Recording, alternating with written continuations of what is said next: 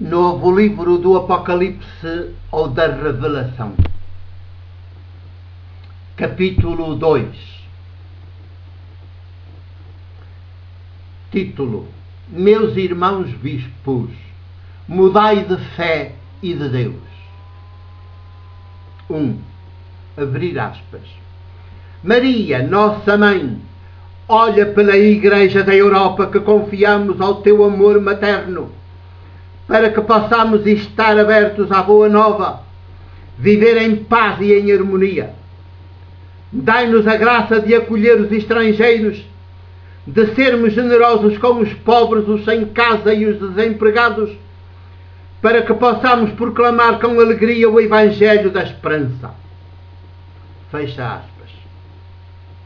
A Assembleia Plenária do Conselho da Conferência Episcopal da Europa esteve reunida durante vários dias da semana finda em Fátima.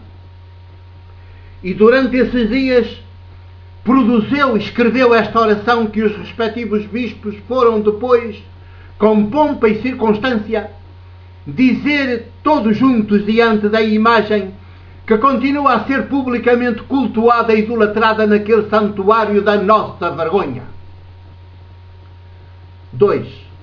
O texto integral da oração é divulgado pela agência Eclésia sem uma única crítica que dignifica a inteligência de quantos nela trabalham. Até parece que, pelo facto da agência ser propriedade da Igreja Católica, os jornalistas que lá trabalham têm que deixar à porta da empresa a sua dignidade intelectual e limitar-se a reproduzir todas as infantilidades e todas as banalidades que os seus patrões ou afins aos seus patrões porventura produzam. Acredito que os bispos da Europa que vieram reunir-se em Fátima não se limitaram, obviamente, a produzir este aborto de oração idolátrica. Outras coisas terão refletido, produzido, decidido. 3. Mas a julgar por esta fórmula de oração, reproduzida depois por eles com pompa e circunstância perante os fiéis católicos presentes no recinto de Fátima e explicada a todos eles pelo próprio presidente da Conferência Episcopal Portuguesa, bem poderá concluir-se que eles são bispos coisa nenhuma, meros verbos de encher, eunucos sem causas, homens infantilizados pelo sistema eclesiástico que passeiam pelas respectivas dioceses e pelo continente europeu a sua vaidade eclesiástica, seres aflitivamente estéreis que só atrapalham lá onde estiverem, que não fazem nem deixam fazer, numa palavra, sal da terra que perdeu a sua força de salgar e, por isso, para nada mais serve do que para ser lançado fora e ser pisado pelos cidadãos da Europa. 4.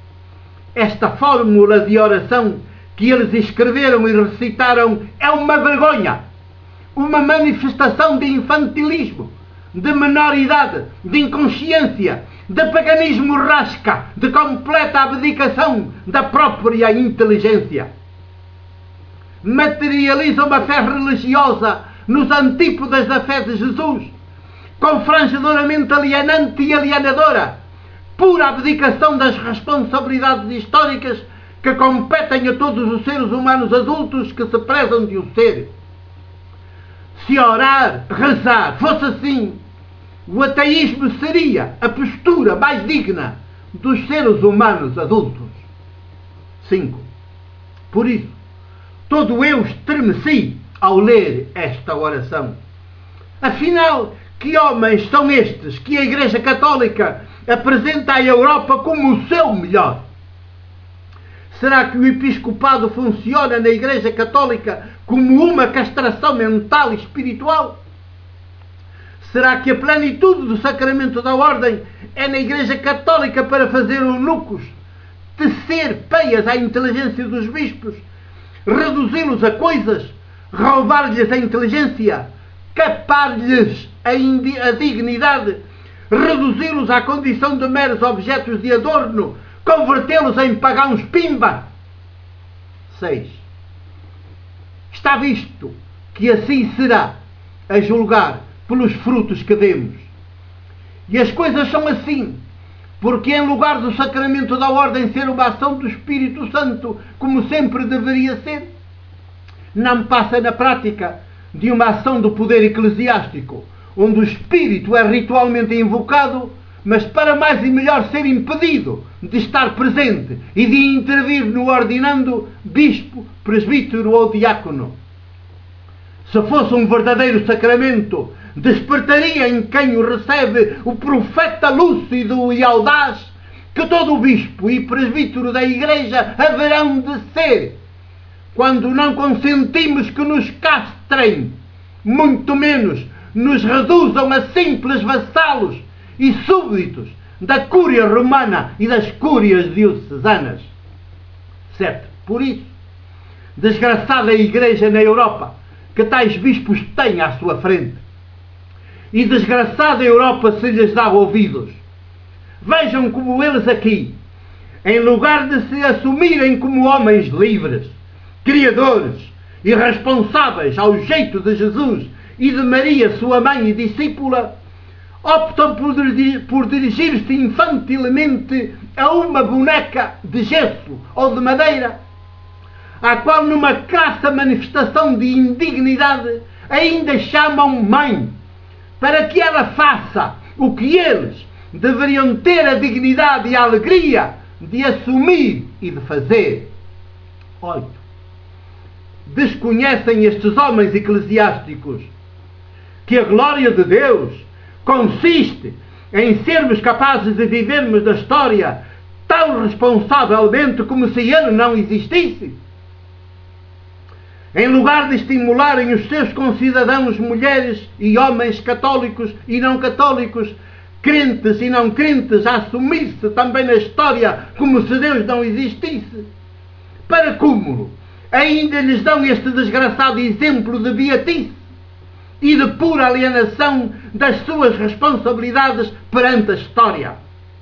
Como se a história dependesse de bonecas de gesso ou de madeira, de prata ou de ouro, convertidas em ídolos religiosos, e não exclusivamente de nós, da entrega iluminada e generosa de cada um de nós. 9. Meus irmãos bispos de Portugal e da Europa, mudai de fé e de Deus, enquanto é tempo. Ou então, desisti de vez da condução da Igreja que um dia vos foi confiada, porque a continuardes assim, sois como aqueles cegos de que fala Jesus, que guiam outros cegos, e acabareis a levar o país e a Europa para o abismo. Espero-vos todos os dias como vosso irmão e companheiro nos caminhos da vida, longe dos palácios e das catedrais que vos roubam a alegria e a criatividade, atrofiam as vossas mentes e transformam em estúpido poder as vossas entranhas.